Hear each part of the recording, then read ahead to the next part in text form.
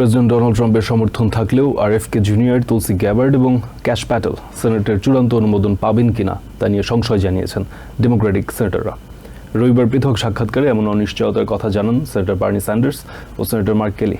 Sanders বলেন, শুনানিতে সন্তোষজনকভাবে নিজেকে উপস্থাপন করতে ব্যর্থ হয়েছেন আরএফকে জুনিয়র। অন্যদিকে ডিএনআই পদে তুলসির যোগ্যতা নিয়েও প্রশ্ন তোলেন সেনেটর মার্ক কেলি। ট্রাম্প প্রশাসনে যোগ দিতে এই সপ্তাহে সেনেটের চূড়ান্ত অনুমোদনের অপেক্ষায় আছেন আরও ৩ বিতর্কিত ব্যক্তিত্ব। সেনেটে ইতিমধ্যে health and human services secretary পদে রবার্ট এফ কেনেডি জুনিয়রের শুনানি অনুষ্ঠিত হয়েছে।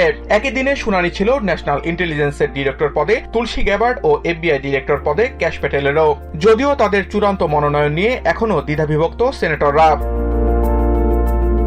রবিবার সিবিএস নিউজের ফেস দ্য নেশন অনুষ্ঠানে কথা বলেন সেনেটর বার্নি স্যান্ডার্স। জানান, দেশের স্বাস্থ্য ব্যবস্থা নিয়ে ভ্রান্ত ধারণার পাশাপাশি গঠনমূলক পরিকল্পনারও অভাব রয়েছে আরএফ জুনিয়রের মাঝে। সব মিলিয়ে শুনানিতে তার উপস্থাপনা নিয়ে সন্তুষ্ট নন তিনি।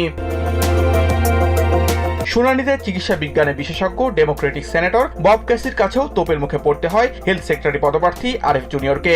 এ প্রসঙ্গে স্যান্ডার্স বলেন, দলীয় সমর্থন ছাড়া অন্যদের থেকে ভোট পাওয়া খানিকটা কঠিন হবে আরএফকে জুনিয়রের জন্য। তবে তিনি তাকে ভোট দেবেন কিনা এমন প্রশ্ন কৌশলে এড়িয়ে যান এই স্বতন্ত্র সেনেটর।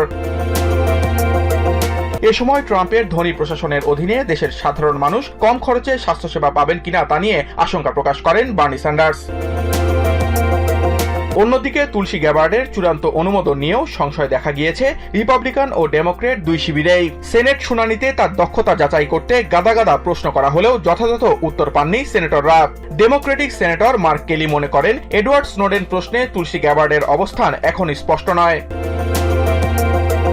তবে এনবিসি নিউজের সাক্ষাৎকারে যোগ দিয়ে তুলসি গ্যাবার্ডের প্রতি তার আস্থার কথা প্রকাশ করেছেন জিওপি সেনেটর এরিক স্মিথ। তিনি দাবি করেন, স্নোডেন বিষয়ে ভিন্নমত পোষণ করলেও ন্যাশনাল ইন্টেলিজেন্স পদে যোগ্যতার বিচারে সব পরীক্ষায় উতরে গেছেন Tulsi Gabbard. Samiul Bari Shihab, TVN 24 news desk. New York থেকে সম্প্রচারিত টিভিএন 24 টেলিভিশন বিশ্বজুড়ে বাঙালির কণ্ঠস্বর।